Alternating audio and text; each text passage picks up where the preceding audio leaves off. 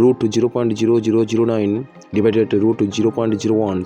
Option A 0.1, option B 0.9, option C 0.09, option D 0.3. Let's go the right answer.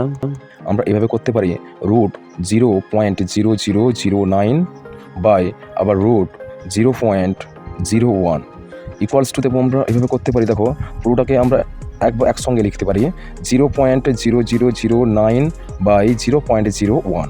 তাহলে এই ক্ষেত্রে আমরা কী করবো, ইকুয়ালস টু দেবো। ইকুয়ালস টু দেওয়ার পর দেখো রুট দেবো, দেখো 0.0009 অর্থাৎ 9 বাই কত হচ্ছে 1000। তাহলে একে আমরা সামান্য দশমিক ভগ্নাংশকে সামান্য ভগ্নাংশে প্রকাশ করলে কীভাবে হচ্ছে, আমরা পাবো 9 বাই কত হচ্ছে 9 বাই নিচে কত হচ্ছে 1 2 3 4 4টে শূন্য, একের পিঠে কত শূন্য থাকবে 4টে শূন্য থাকবে, আর নিচে 0.01 অর্থাৎ একের পিঠে দুটো শূন্য থাকবে, বুঝা গেছে। এবার যদি আমরা উল্টে দিই সংখ্যাগুলোকে কী হচ্ছে, আমরা বর্গমূলের ভিতরে তো পাচ্ছি আমরা, দেখো 9 বাই কত হচ্ছে 10,000 হচ্ছে 4টে শূন্য, আর নিচে 1/100কে যদি আমরা উল্টে দিই তাহলে 1 উপরে চলে যাবে 100, কত হচ্ছে দুটো শূন্য কাটো তাহলে কত পেলাম আমরা 9 বাই কত পেলাম 100, রুট দিলাম।